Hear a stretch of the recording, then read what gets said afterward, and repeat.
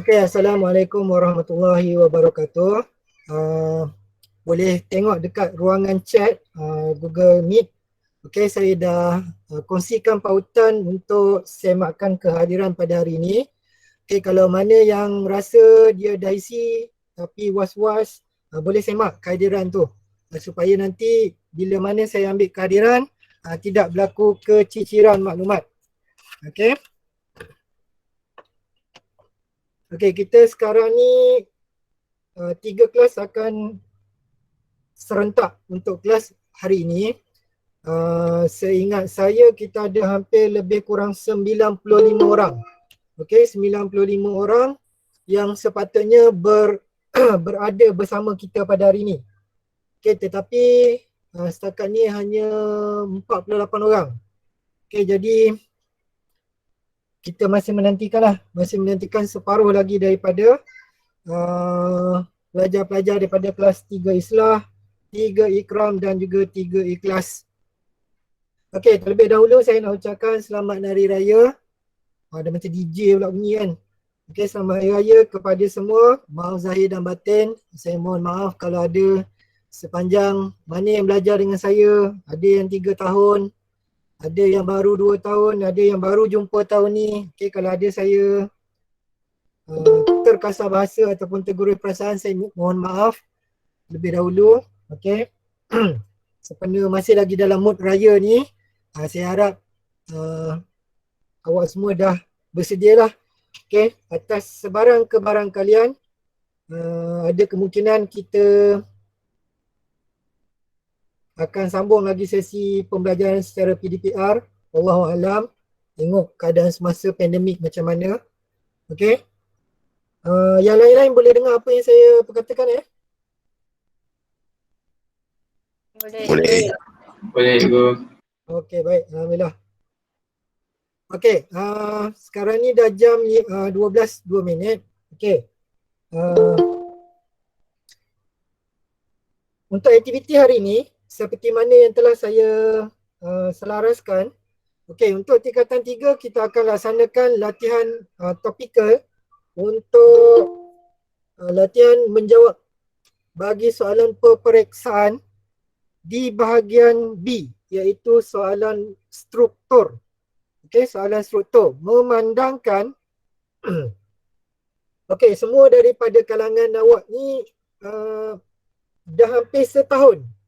Okey, dah hampir setahun kita belajar, tetapi anda semua belum lagi dinilai.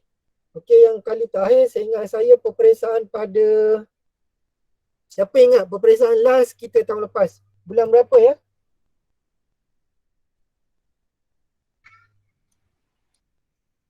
Bulan 8 ke bulan 9 cikgu? Ada exam ya? Maknanya dah terlalu lama. Okey, hampir setahun awak tidak dinilai dan mungkin ada kebarangkalian awak punya pemahaman dan juga teknik untuk menjawab soalan-soalan ni dah semakin tumpul. Wallahualam, itu saya andaikanlah.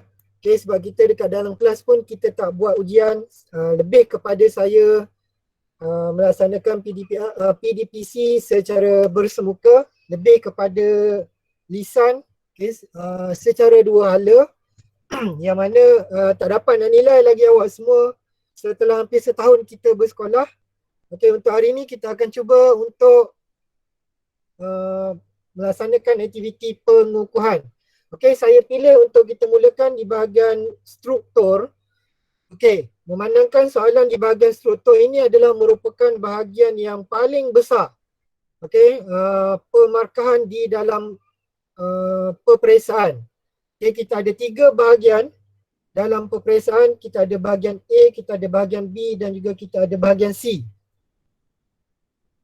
Jadi untuk bahagian B ni, dia akan mengambil kira lebih kurang 40 hingga 50 soalan. Sorry. 50 markah, bukan soalan 50 markah. Maksudnya bahagian B ni amat penting. Hampir separuh daripada jumlah markah tu terletak di bahagian B. Manakala bahagian A memperuntukkan markah 10 dan juga di bahagian essay nanti awak diperuntukkan markah 30. Okey, kalau diikutkan, total bagi ke semua bahagian hanya akan menjadi pertambahan dia tu hanya 90 markah. Okey, jadi di mana lagi 10 markah? 10 markah adalah merupakan kajian lapangan ataupun tugasan projek yang akan diberikan kepada kamu semua untuk kamu semua laksanakan sebagai markah. Okey, dia bukan markah tambahan Dia istilah dia bukan markah tambahan tetapi adalah markah kita panggil dia istilah sebagai carry mark. Markah yang akan awak bawa yang dah ada dalam tangan sekiranya semua orang dah laksanakan tugasan yang diberikan dengan jayanya. Sebagai contoh, okey, anda diminta untuk menyediakan kajian lapangan bertemakan tajuk alam sekitar ataupun mungkin teknologi hijau. Okey, siapa yang dapat siapkan tugasan tersebut dengan baik mengikut prosedur yang ditetapkan, okey, markah maksimum dia adalah 10. Kalau awak dapat buat dengan baik, maksudnya awak dah ada 10 markah dalam tangan untuk awak bawa ke peperiksaan akhir tahun nanti. Itu bergantung pada situasi semasa. Kita minta-mintalah dapat juga kita laksanakan peperiksaan ni memandangkan tahun lepas pun awak dah tak dinilai. Untuk peperiksaan pertengahan tahun ini pun macam masih lagi samar-samar. Saya tak berani nak katakan exam tu tak ada. Saya tak boleh kata macam tu. Semuanya bergantung pada penilaian sekolah. Kalau sekolah kata perlu wujudkan juga peperiksaan, maka kita terpaksa akur. Okay, kita tak boleh ikut sekolah-sekolah lain. Jadi kita akan ikut kehendak sekolah dan mengikut arahan Kementerian Pendidikan Malaysia. Kalau Kementerian Pendidikan kata tak perlu buat, maka kita tak payah laksanakan peperiksaan. Okay, kita ikut apa yang diminta oleh pihak kementerian dan juga pihak sekolah. Okay, untuk aktiviti pada hari ini kita teruskan kepada bagaimana kita hendak menjawab soalan peperiksaan di bahagian B. Okay, tolong remark dekat dalam nota ataupun kat mana-mana supaya awak tahu. Di bahagian di bahagian B nanti, soalan berkaitan dengan peta topografi adalah wajib. Okey, soalan berkaitan dengan peta topografi adalah wajib. Wajib ada di bahagian B. Jadi, nak tak nak, awak semua kena kuasai dan juga mahirkan diri dengan peta topografi. Yang mana peta topografi ni seperti mana yang kita dah belajar tahun-tahun sebelum, tingkatan 1, tingkatan 2 dan tingkatan 3. Dalam peta topografi ni semuanya adalah asas kemahiran geografi. Okey, asas kemahiran geografi iaitu apa? Masa tingkatan 1 kita belajar kedudukan. Okey, kita belajar kedudukan iaitu kedudukan relatif. Kemudian kita belajar arah. Tingkatan 2 kita belajar berkaitan dengan latitude dan juga longitude. Ciri pandang darat, fizikal dan juga budaya. Masuk sehingga tingkatan 3, dia skip. Tak ada tajuk berkaitan dengan peta topo ni sebab tingkatan 3, bab 1 dan 2 kita belajar jadual dan juga graf. Okay, serta carta pi. Yang itu pun wajib. Wajib kena kuasai. Sebab ada kebarangkalian untuk soalan peperiksaan ada dikeluarkan sama ada pembinaan graf atau pembinaan graf atau carta pi. Jadi nasiblah keluar yang mana satu. Okay. Jadi yang tu awak kena ambil maklum. Tapi yang wajibnya adalah bahagian B, memang akan ada soalan berkaitan dengan peta topografi. Okay. Saya nak awak buka dekat dalam Google Classroom. Saya dah ada edarkan soalan berkaitan dengan peta topo ni. Saya terpaksa letakkan di bahagian Google Classroom sebab saya tak boleh nak paparkan kedua-dua page serentak. Okey, bila saya terpaksa paparkan kedua-dua page serentak, akan berlaku peta topografi ni jadi kecil. Jadi kalau siapa yang pakai telefon bimbit ke mungkin menggunakan skrin laptop, awak akan nampak gambar tu makin kecil dan tulisan pun mungkin takut tak akan nampak. Okey, jadi saya nak tanya dulu respon daripada awak semua. Adakah peta topografi yang saya paparkan ni jelas pada pandangan anda semua? Tolong respon. Jelas. Jelas cikgu. Jelas cikgu. Jelas Jelas cikgu. cikgu. Jelas. Jelas cikgu. Terima kasih. Okey, kalau jelas, kita semua boleh rujuk kepada edaran yang saya dah bagi dekat dalam Google Classroom tu. Okey, boleh rujuk Google Classroom masing-masing. Soalan dia ni awak boleh terus jawab di situ, tak ada masalah. Okey, kita tengok kepada soalan yang pertama untuk peta topografi. Soalan dia ialah berapakah jarak sebenar balai polis ke masjid? Okey, ini adalah antara soalan latihan sewaktu awak belajar masa tingkatan 2 yang lalu. Okey, iaitu kita mempelajari jarak. Jarak terbahagi kepada, siapa boleh respon? Jarak terbahagi kepada 2. 2. Was-was je tu, macam takut-takut je. Tolonglah aktif. Terbahagi kepada 3. 3 ke 2? 3. Iaitu jarak relatif dan juga jarak mutlak.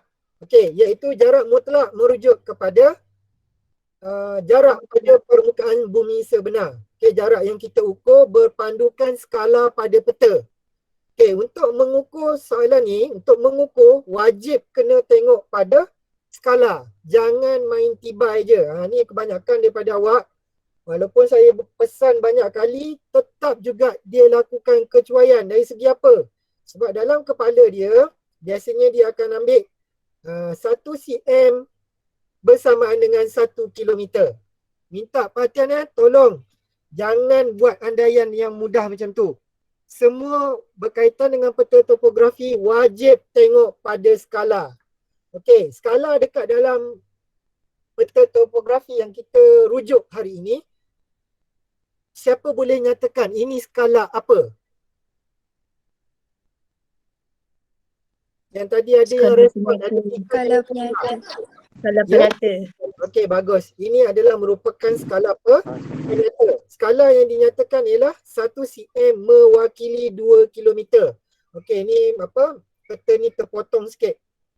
Okey, mewakili 2 kilometer. Jadi setiap 1 cm pada peta ni mewakili 2 kilometer. Maksudnya setiap 1 cm akan menjadi 2 kali ganda nilai kilometer dia. Okey, di sini sebab kita semua berpandukan pada peta topografi ni pada komputer, pada laptop, pada handphone masing-masing, kita tak akan dapat jarak sebenar dia sebab saiznya semua lain-lain. Okey, saya ambil contoh lah saya ambil contoh di sini. Dia kata berapakah jarak sebenar balai polis ke masjid? Okey, kita tengok. Balai polis terletak di mana?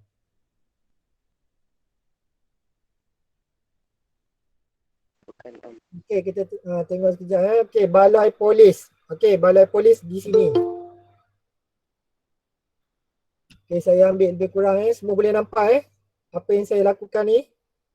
Okey, balai polis ke masjid. Boleh. Okey, dari balai polis pergi ke masjid. Ada lagi ke yang nak masuk ni? Sekejap saya nak allow-kan pelajar yang nak masuk ni. Okey, kita dah ada hampir 80 orang. Okey, bagus tu. Okey, kita tengok balik. Alamak, dah hilang lah.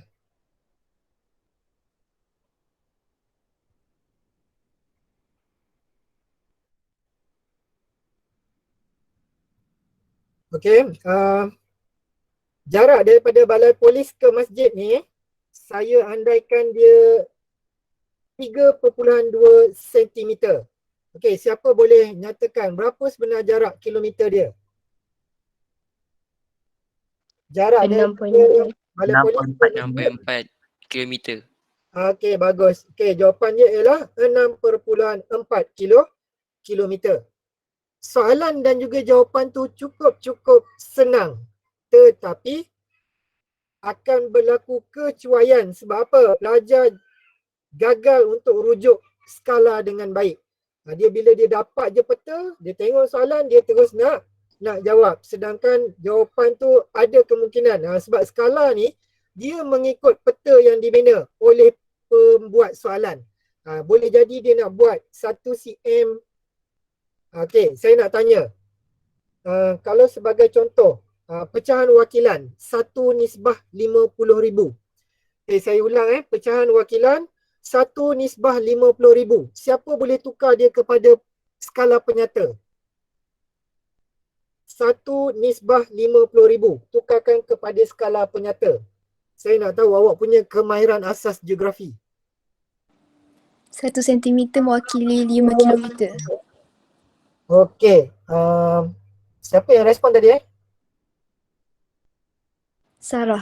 Sarah. Okey. Terima kasih Sarah. Ada yang lain nak cuba? 1/50,000.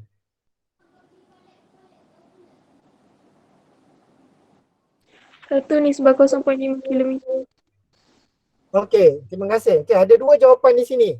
Sarah bagi 1/5 kilometer. Okey, ataupun 1 sentimeter mewakili 5 kilometer.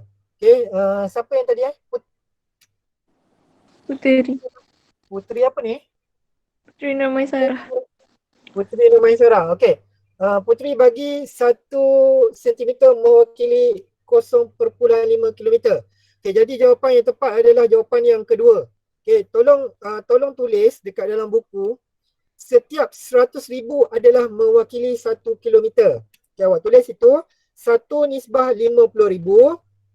1/50,000 bersama dengan 1 sentimeter mewakili 0.5 kilometer. 1/100,000. Okay, 1/100,000 mewakili 1 sentimeter. Okay, 1 sentimeter mewakili 1 kilometer. Begitulah seterusnya. Okay, kalau 1/500,000 barulah dia jadi 1 sentimeter mewakili 5 kilometer. Okey, baik. Jelas Jelas. Okey, baik. Okey, kita tengok kepada soalan yang kedua. Okey, soalan yang kedua dia kata, nyatakan rujukan grid 6 angka bagi ciri-ciri yang berikut. Yang pertama, iaitu rujukan grid bagi masjid dan juga tokong. Okay, yang pertama masjid, yang kedua tokong. Okey, kita lihat di manakah lokasi masjid. Okey, di sini. Saya padam dulu. Okey, ni adalah lokasi masjid. Okey, boleh sesiapa minta tolong jelaskan macam mana cara nak dapatkan jawapan untuk rujukan grid 6 angka.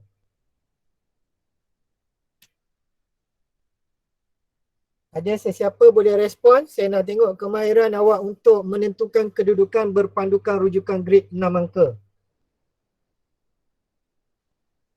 Sekarang kita ada lebih kurang 70 hingga 80 orang. Maksudnya saya tak bercakap dengan dinding hari ni. Patutnya ramai boleh bagi respon. Siapa boleh bagi respon? Bagaimana cara nak tentukan kedudukan pada rujukan grid berpandukan koordinat?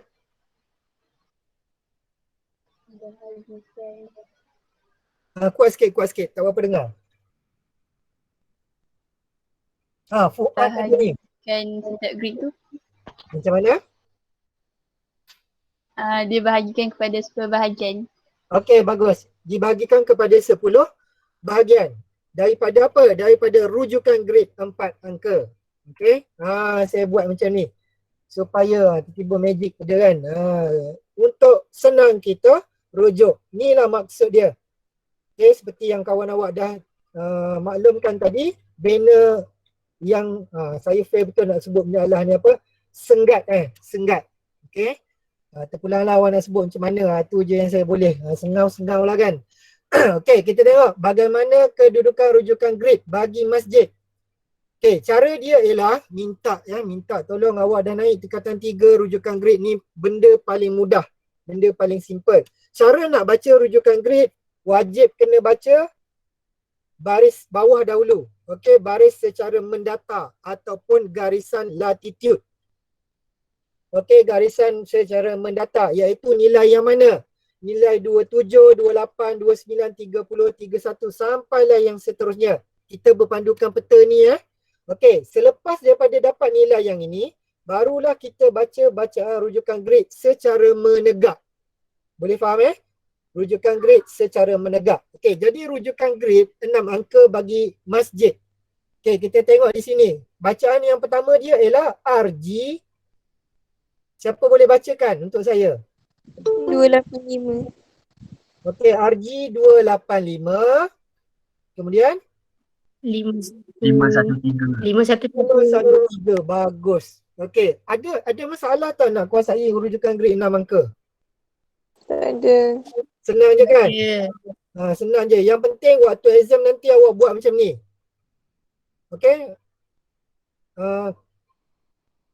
Ada masalah tak? Tak ada Tak ada cikgu. saya takut nanti awak akan berlaku kekeliruan. Awak akan baca yang nilai menegak dulu baru baca nilai mendata. Itu salah. Kena baca mendata dulu baru menegak. Okey, satu lagi tips saya nak pesan. Untuk rujukan grade, nilai yang paling hujung. Okey, nilai yang paling hujung mendata ni.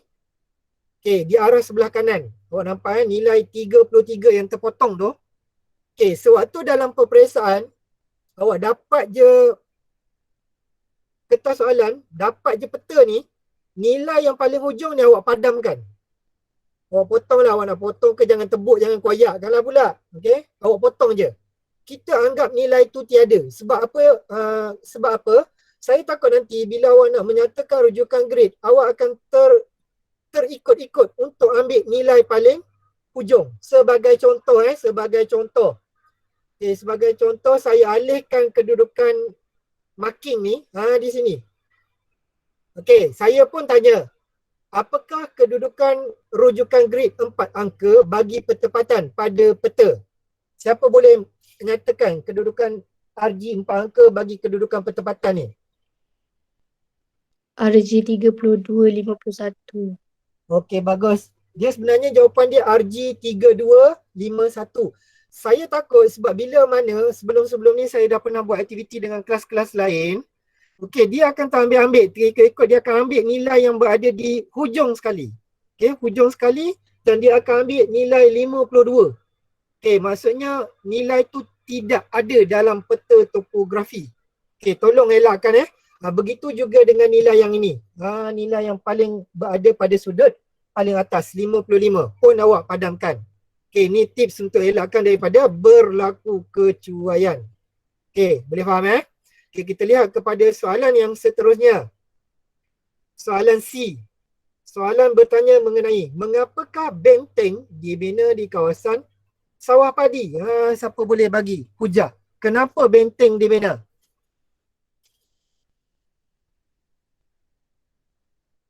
Okey, mohon respon. Kita hari ni kita buat aktiviti ulang kaji yang saya nakkan aktiviti soal jawab bersama dengan awak semua. Muizzuddin ada. Adam Uwais ada. Itu kelas lain, lupa. Silap, sorry. Kelas Islah, siapa lagi? Tolong respon. Islah, Ikram, Ikhlas.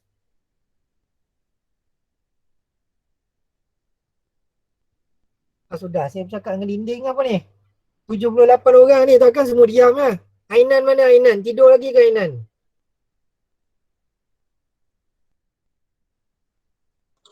Sebab nak letak perantara. Apa dia? Nak letak perantara. Nak letak perantara. Ini akil mana ni? Akil Nufai atau akil mana ni? Akil Nufai. Akil Nufai. Okey, akil kata nak letak penanda. Okey, orang lain? Perantara. Perantara. Okey, sorry. Menakung air untuk sawah padi. Menakung air untuk sawah padi. Lain? Ada siapa nak cuba? Mencegah hakisan. Mengelakkan hakisan. Okey, baik. Lagi? Elakkan banjir bila hujan. Mengelakkan banjir apabila hujan. Okey, baik. Ada lagi? Okey, di sini saya nak bagi gambaran. Okey, awak lihat benteng ini dibina di bahagian mana?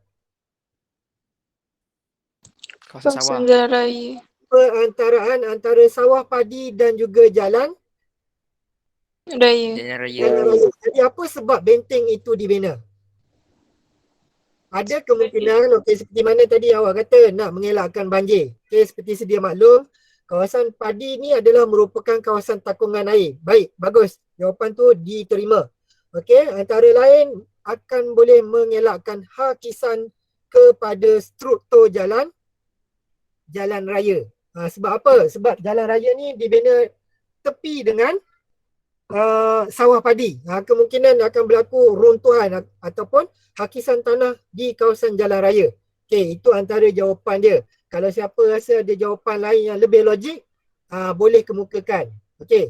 Boleh Saya nak teruskan kepada soalan yang seterusnya. Nyatakan dua ciri pandang darat budaya dan juga fizikal. Ciri pandang darat budaya dan fizikal ni kita dah belajar waktu tingkatan 2 dulu. Apa dia ciri pandang darat budaya? Siapa boleh terangkan secara ringkas? Apa dia pandang darat budaya?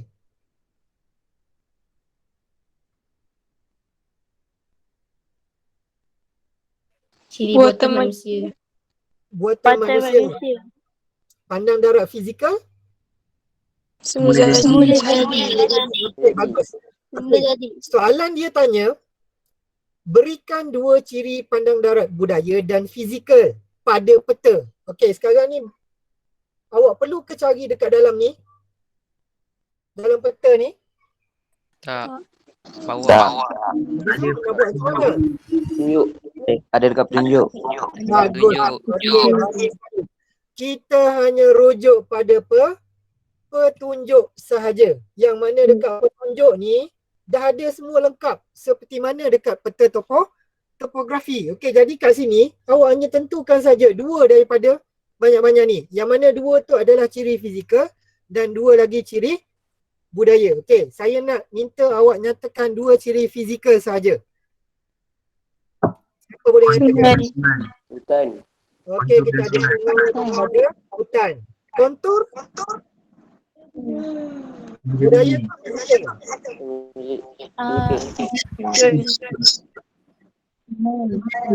Kontur juga adalah merupakan ciri fizikal. Paya juga ciri fizikal. Stesen trigonometri. Ni Illuminati ni. Ni Isyak. Fizikal. Ini budaya ke fizikal? Fizikal. Budaya. Ini adalah budaya. Dia adalah objek buatan manusia. Ni kena ambil maklum jadi dekat sini nanti bila waktu peperiksaan awak terus namakan dekat sini. Sebagai contoh dekat petunjuk ni kontur awak dash kat situ buat F. Fizikal. Sungai F. Hutan F. Paya F. Stesen trigonometri B. Jadi dia memudahkan awak untuk jawab soalan dengan mudah. Senang je. InsyaAllah saya harapkan untuk soalan ni awak akan dapat markah penuh. Boleh Boleh. InsyaAllah. Nanti dekat dalam Google Classroom tu awak boleh jawab balik soalan tu dan return balik latihan tersebut. Tak banyak pun soalan yang berkaitan dengan yang ini saja. Kita pergi kepada soalan yang terakhir untuk peta topografi. Dia tanya, apakah faktor yang menyebabkan kawasan di tenggara peta? Apakah faktor yang menyebabkan kawasan di tenggara peta jarang penduduk? Macam mana nak tentukan arah tenggara dalam peta?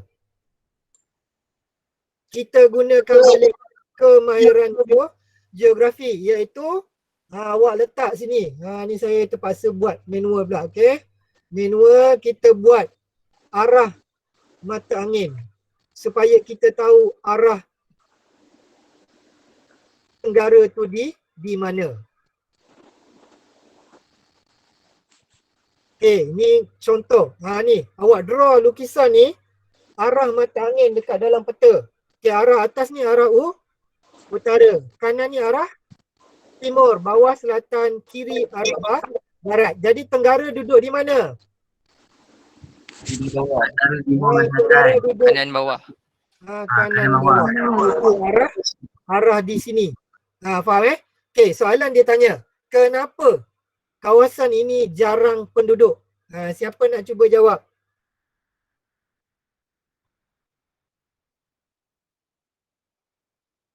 Aiman. Tak dengar suara Aiman. Lama dah tak dengar suara Aiman. Saya tu. Ya. Aduh. Kenapa jarang penduduk dekat kawasan tenggara peta?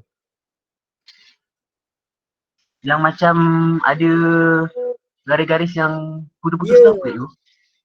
Okey, kita rujuk dekat dalam petunjuk kawasan paya. Kawasan paya. Okey, jadi jawapan dia nak buat macam mana? Takkan tulis jawapan paya je. Kerana kawasan tenggara tidak sesuai dibuat penempatan. Okey, disebabkan oleh Disebabkan kawasan oleh tersebut. ialah kawasan paya. Ya, bagus. Okey, kawasan paya ataupun mungkin nak buat penambahan ayat. Kawasan tersebut ditakungi oleh air ataupun ditenggelami oleh air. Air apa? Air paya. Okey, boleh Boleh tu. Okey, baik. Alhamdulillah. Okey, tahniah. Okey, maksudnya di sini kita ada hampir lebih kurang 15 markah. Okey, untuk soalan peta topo saja. Jadi saya harap awak dapat markah penuh lah di bahagian soalan yang pertama. Okey, itu baru soalan yang pertama je. Okey, kita tengok kepada soalan yang kedua. Okey, saya nak bagi tahu dulu, takut nanti awak terlalu mengharapkan apa yang kita buat hari ini sebenarnya bukan perbincangan soalan peperiksaan pertengahan tahun. Okey, sebab ada yang saya dapat maklumat, komplain daripada cikgu-cikgu yang mengatakan ada pelajar ingatkan aktiviti perbincangan ini adalah merupakan perbincangan soalan peperiksaan pertengahan tahun. Tidak. Okey, ini adalah contoh saja. Saya harap tak adalah orang buat spekulasi, dia kata tiba-tiba, okey, cikgu keluarkan hari ni gambar rimau. Maknanya nanti exam nanti mungkin cikgu tukar jadi badak. Mungkin boleh jadi keluar gambar gajah. Jangan harap macam tu. Okey, ini kita buat latihan saja. Okey, untuk soalan latihan kita pada hari ini. Okey, gambar raja di bawah menunjukkan hidupan liar yang terdapat di Malaysia. Soalan dia senang je. Latihan senang daripada peperiksaan jangan ingat senang macam ni je.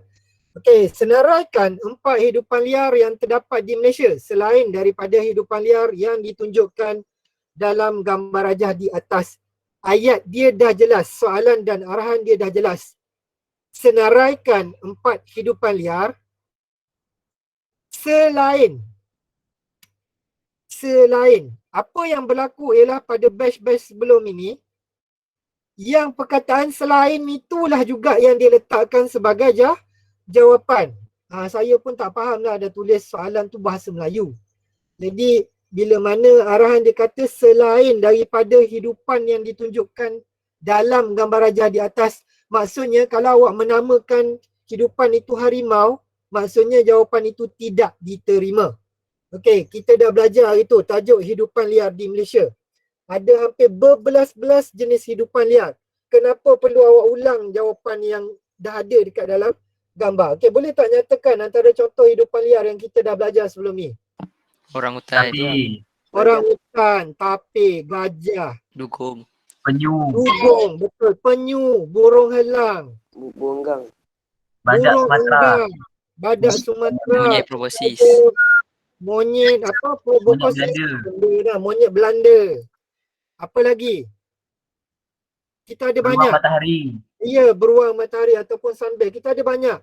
Jadi awak ni nak diberikan 4 markah secara percuma. Senang-senang je.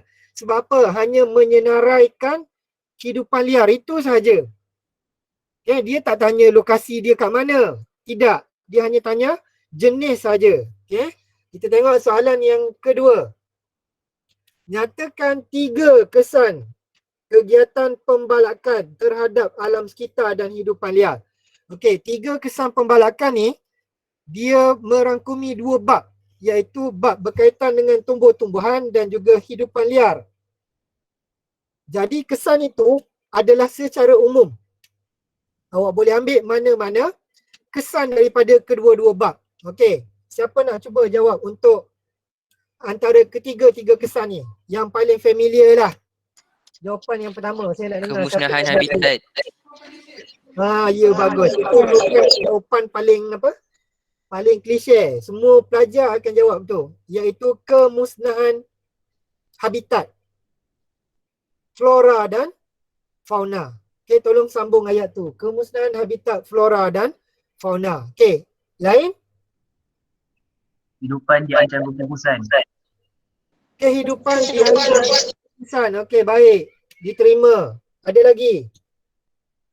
Sistem terganggu. Sistem apa tu? Dia jawapan tu tak jelas sistem apa? Ketidakseimbangan ekosistem. Ketidakseimbangan ekosistem. Okey, tu yang sistem tadi. Okey, ada lagi? Peningkatan gas karbon dioksida. Peningkatan gas karbon dioksida. Okey, antara lain kita boleh kata mungkin pemanasan global. Apa lagi? Kesan pembalakan menyebabkan hakisan Tanah. Banjir. banjir di Kilat. kilat. Okey, ada banyak pilihan jawapan. Tapi arahan dia minta 3 saja. Minta tolong jangan awak ulang isi yang sama. Sebagai contoh, kesan ni dah banyak, kita dah bincangkan tadi. Tapi apa yang berlaku, dia jadi blank pada hari peperiksaan. Dia jawab, yang pertama kemusnahan flora. Lepas tu yang kedua, kemusnahan fauna. Yang ketiga, kemusnahan habitat. Benda tu merujuk kepada satu isi yang sama. Kemusnahan habitat, kemusnahan flora, kemusnahan fauna, benda yang sama. Saya tak nak macam tu. Okey, tolong elakkan. Kalau siapa yang buat macam tu, saya hanya terima satu jawapan sahaja. Jelas di situ? Jelas. Okay, baik. Jelas. Okey, kita tengok yang kedua, yang ke C ni. Nyatakan dua usaha pemeliharaan dan juga pemuliharaan tumbuh-tumbuhan semula jadi dan juga hidupan liar di Malaysia. Okey, untuk kategori tumbuh-tumbuhan, apakah usaha pemeliharaan yang dilaksanakan? Siapa boleh bagi jawapan? Pendidikan. Pemeliharaan. Mana? Pendidikan. Dari segi pendidikan. Dari segi pendidikan. Okey, boleh huraikan. Sebab dia markah ni sebenarnya banyak ni, sebenarnya 8 ni markah ni. Saya ringkaskan untuk yang ujian hari ni 4 saja sebab awak diminta untuk nyatakan tu je. Sebenarnya soalan ni sebenarnya menghuraikan. Kenapa? Menggalakkan inovasi dalam kalangan murid untuk menghasilkan teknologi yang lebih mesra alam. Okey, bagus. Okey, menggalakkan penggunaan teknologi dan juga inovasi dalam tadi siapa? Fuad Ya, betul cikgu. ya, okey. Untuk pemeliharaan hidupan liar. Dia sebenarnya lebih kurang macam ni. Kaedah pemeliharaan untuk tumbuh-tumbuhan. Apa dia usaha yang kerajaan buat untuk memelihara tumbuh-tumbuhan? Antaranya melalui hutan simpan. Bagus. Okey. Lain, mewartakan hutan. Mewujudkan taman negara. Okey. Itu untuk tumbuh-tumbuhan. Pemeliharaan. Bagaimana kita memelihara tumbuh-tumbuhan. Okey, bagaimana pula kaedah kita memelihara, usaha memelihara hidupan liar? Pusat rehabilitasi. Secara Pusat rehabilitasi. pusat nak sebut. Pusat apa tadi? Allah. Dia kalau tak Rehabilitasi. rehabilitasi. Okey, ataupun melalui kaedah pusat konservasi. Okey, itu cara kita usaha untuk memelihara hidupan-hidupan liar. Contoh seperti apa? Kita ada orang hutan, kita buat pusat konservasi di Sepiluk Sabah. Kita ada pusat konservasi Kuala Gandah untuk gajah di Pahang. Kemudian kita ada pusat konservasi tapir di Sungai Dusun, Selangor. Okey, itu antara lokasi-lokasi dia. Okey, kita tengok pula usaha untuk pemuliharaan tumbuh-tumbuhan melalui kaedah apa? Antaranya rawatan silvikultur. Okey, apa dia rawatan silvikultur? Dia merujuk kepada salah satu kaedah penyelidikan terhadap tumbuh-tumbuhan yang mana mereka membuat kajian penyelidikan dan R&D, Research and Development, untuk mendapatkan hasil baka dan juga ketahanan sesuatu pokok. Okey, ada tak sesiapa yang boleh tambah untuk usaha pemeliharaan tumbuh-tumbuhan ni? Ada siapa yang nak cuba? Kalau tanam pokok je. Okey, penanaman semula pokok ataupun penghutanan semula. Okey, itu bagus. Antara merupakan salah satu kaedah pemeliharaan. Okey. Kemudian kita tengok bagaimana kaedah usaha untuk hidupan liar pula. Jawapan ni dia boleh ulang balik, iaitu pusat, siapa boleh nyatakan yang terdapat di Pulau Segari di Perak? Siapa ingat lagi apa yang kita dah belajar sebelum ni? Pusat konservasi ke? Ya. Iaitu Pusat Konservasi Ex Situ. Okey, yang mana Pusat Konservasi Ex Situ ni tujuan dia menjalankan pembiakan ke atas spesies hidupan yang terancam. Contohnya seperti seladang, tapir, kijang dan juga burung kuang. Okey, yang mana kita bina tempat itu untuk kita biakkan baka hidupan yang kita dah tahu dia sebagai hidupan yang terancam. Okey, antara lain kita boleh ambil melalui kempen kesedaran. Okey, antara contoh program pendidikan, kemudian seperti mana kempen kita yang kita dah belajar itu, We Hug apa tadi hari tu? We Hug Tapir. Ya, bagus. We Hug Tapir. Kita peluk tapir. Kan? Apa tu antara salah satu kempen yang ada. Okey, jelas ya? Kita tengok soalan yang seterusnya. Kita ada lagi 20 minit. Okey, kita ada lagi soalan yang ketiga. Apakah kepentingan usaha untuk menguruskan sumber hutan? Siapa boleh bagi penerangan? Apakah kepentingan usaha untuk menguruskan sumber hutan? Kenapa kita perlu uruskan sumber hutan dengan baik? Perlu ke uruskan? Biarlah macam tu, pandai-pandailah dia. Rimau makan usa makan pokok. Pokok makan apa? Pokok bina makanan melalui proses fotosintesis. Okey, kenapa kita kena uruskan hutan? Supaya sumber harta terpelihara. Supaya sumber tak habis. Okey, supaya sumber itu terpelihara. Itu yang pertama. Okey, bagus. Okey, kerana kita nak jaga kita punya sumber tu lah. Supaya benda tu dapat dirasai oleh generasi akan datang. Okey, ada jawapan lain? Dua markah ni panjang patutnya ni. Ya? Sungai.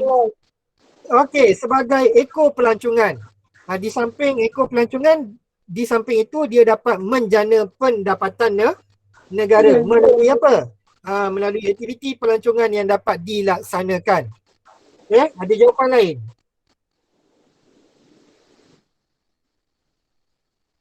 Pembuatan kraft tangan. Okey, pembuatan kraft tangan ataupun bahan mentah kepada pendapatan negara. Menjadi sumber perubatan. Sebagai contoh. Siapa nak bagi contoh sumber perubatan? Tongkat Ali. Okey, contohnya tongkat Ali dan juga kacip Fatimah. Kemudian kita ada penggunaan bahan mentah yang lain, antara contoh kita ada pokok rotan, okey, untuk pembuatan kraft tangan. Okey, itu antara kepentingan usaha kita menguruskan sumber hutan. Okey, kalau ada jawapan lain yang logik, boleh diterima. Okey, soalan yang kedua, B. Nyatakan dua kesan positif dan dua kesan negatif kegiatan manusia terhadap tumbuh-tumbuhan semula jadi yang terdapat di hutan negara kita. Okey, bagi dulu dua kesan positif.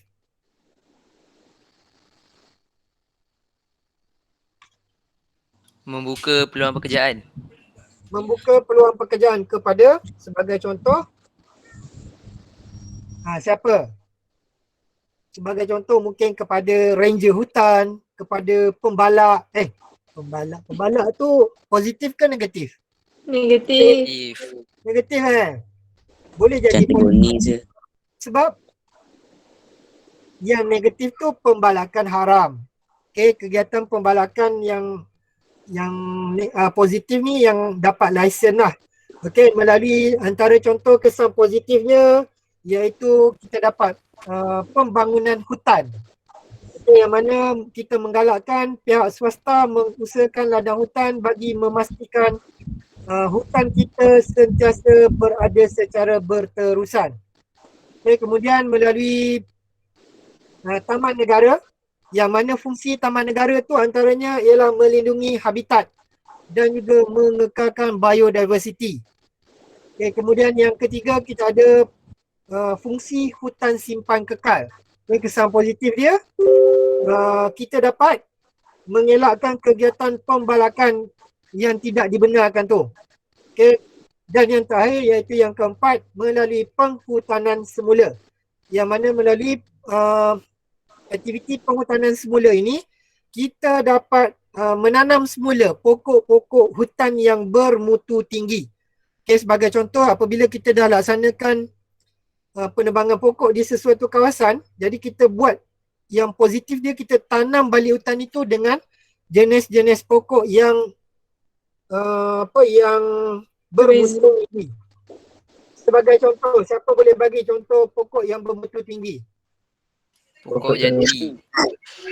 Pokok Cengal. jati, kita ada pokok cengal, kita ada berwek, kita ada berlian, kita ada nyatoh. Kita ada macam-macam lagi jenis pokok balak yang bermutu tinggi. Okey, itu kesan positif. Kita tengok kepada kesan negatif dia pula. Kesan negatif ni ramai orang boleh jawab ni. Okey, siapa nak bagi contoh? Hakisan tanah. Hakisan Hakisan tanah, tanah. bagus. Okey, lain? Kita cuba bayangkan hutan kita yang dah elok-elok tu orang tebang. Apa berlaku? Yang pertama tadi awak bagi hakisan tanah. Yang kedua, dia guna balik ayat yang sama. Kepupusan flora dan fauna. Okey, itu paling banyak lah. Memang tu tak boleh nak nafikan lah. Okey, ada lagi. 8 markah ni sepatutnya dia bersama dengan huraian ni. Ketidakseimbangan ekosistem. Ketidakseimbangan ekosistem, bagus. Bila kita dah tebang pokok, berlaku peningkatan suhu. Yang jarang orang guna iaitu jawapan kawasan tadahan hujan terganggu. Ini jarang lah. Jarang saya jumpa pelajar tulis jawapan tu. Okey, itu kepada alam sekitar. Kalau kepada, kita ambil yang umum lah, kepada tumbuh-tumbuhan dan juga alam sekitar. Okey, selesai untuk soalan 3. Soalan yang keempat. Soalan yang keempat ni kita patah balik kepada tajuk bab yang ketiga. Okey, namakan 2 jenis hidupan liar yang terdapat di kawasan hutan hujan tropika. Dekat mana kawasan hutan hujan tropika ni? Negara kita. Iaitu di negara kita. Nasib baik keluar hutan hujan tropika. Kalau dia tanya hutan konifer, takut tak boleh nak jawab kan. Okey, ini antara contoh lah. Okey, siapa boleh nyatakan 2 jenis hidupan liar? Ambil je balik. Harimau, gajah. Harimau, badak, itu dia terima. Okey, ular dan sebagainya. Itu senanglah kan. Okey, soalan yang B. Namakan 2 jenis tumbuh-tumbuhan semula jadi yang terdapat di kawasan gurun panas. Gurun panas ni kawasan mana? Kawasan padang pasir. Apa jenis tumbuhan yang ada? Kaktus. Kaktus. Okey, lagi? Akasia. Rumput. Daun kering. Pokok Rumah. kurma, okey, ataupun pokok palma. Itu diterima. Saya nak minta perhatian tolong jangan keliru sebab dia ada juga. Dia kata bagaimanakah ciri-ciri tumbuh-tumbuhan semula jadi yang terdapat di gurun panas? Kalau ciri dia tanya, awak nak terangkan pasal apa? Sifat pokok tu. Ciri dia apa? Berakar panjang. Kenapa akar panjang? Sebab dia nak menyerap air pada jarak yang begitu jauh ke dasar bumi. Yang kedua, sifat pokok tu ciri-ciri dia batang berair. Okey, contohnya pokok kaktus. Okey, antara lain mungkin dia berdaun kecil. Itu antara ciri-ciri tumbuh-tumbuhan semula jadi di kawasan gurun panas. Okey, kita tengok kepada yang terakhir untuk hari ni.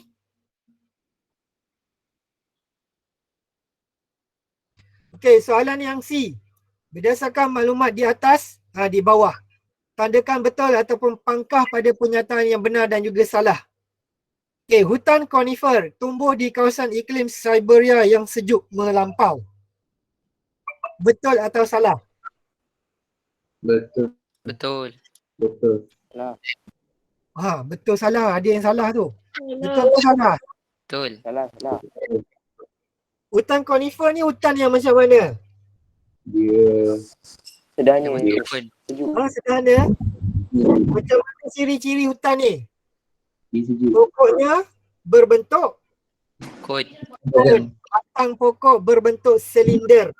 Daunnya tajam-tajam nak mengelakkan daripada Salji ada kat atas. bertakung di atas pokok.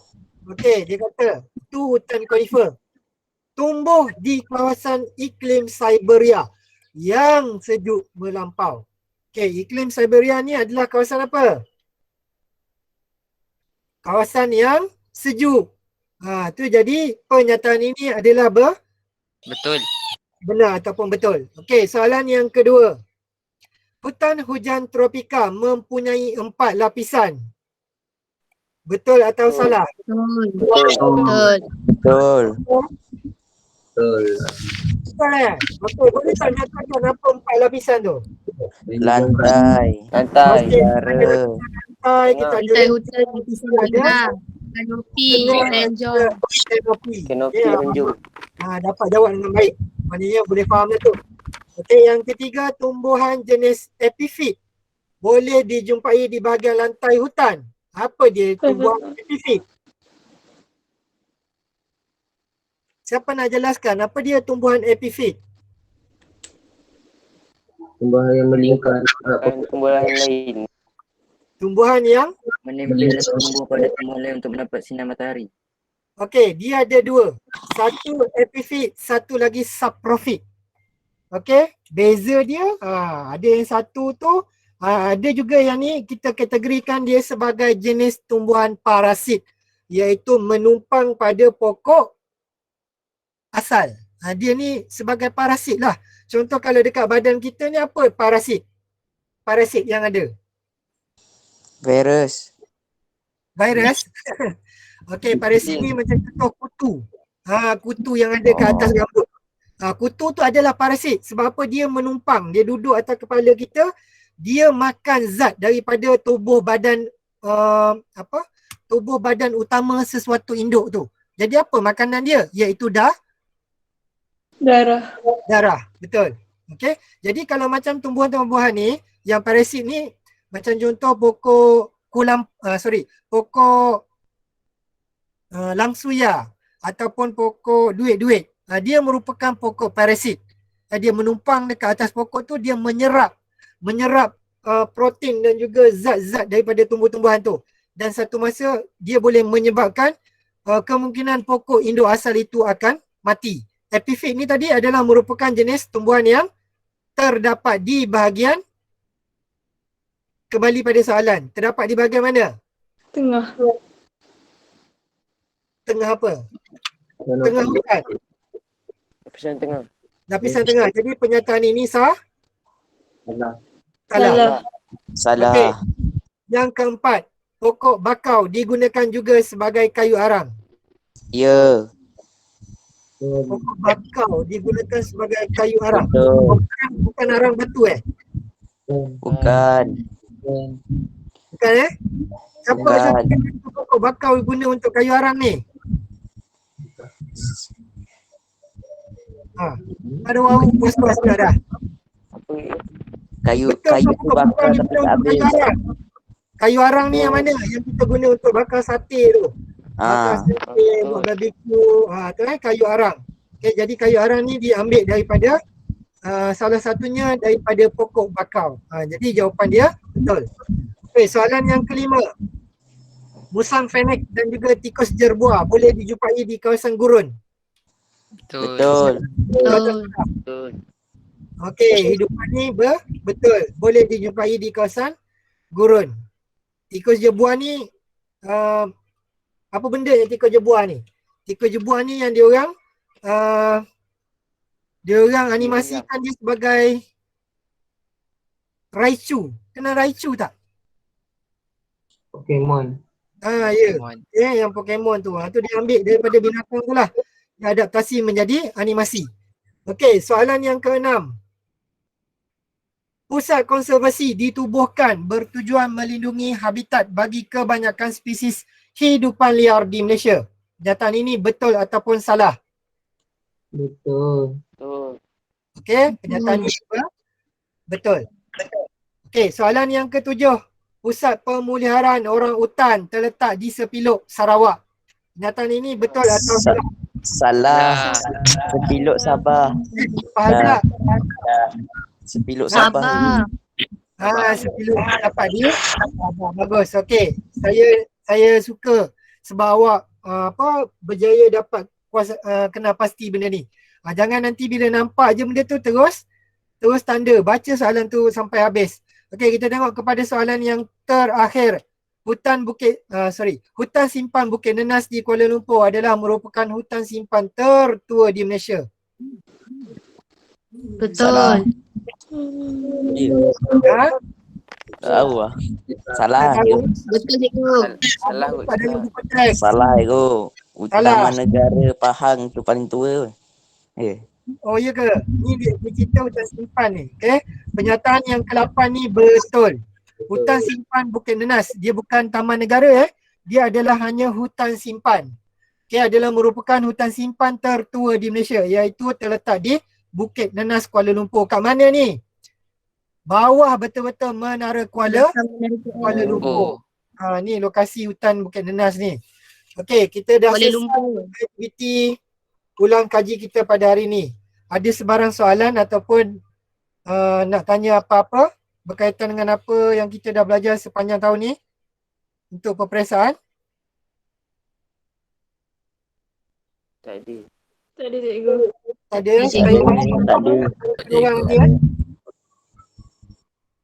Tak ada. Okey, kalau tak ada, kita simpan untuk soalan esei dan insyaAllah kalau sempat kita akan selitkan juga dengan bahagian soalan objektif untuk minggu hadapan. Okey, apa yang saya nak tekankan di sini, cuba praktiskan bagaimana cara nak bina graf dan juga catapai. Okey, saya bagi tahu terus terang. Akan ada salah satu soalan pembinaan sama ada graf ataupun catapai dalam peperiksaan. Jadi berwaspada,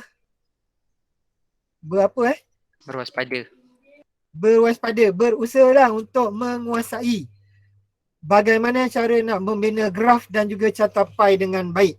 Okey, catapai itu ada sedikit kesukaran sebab nak bina catapai awak kena tahu kemahiran mengira sudut sektor.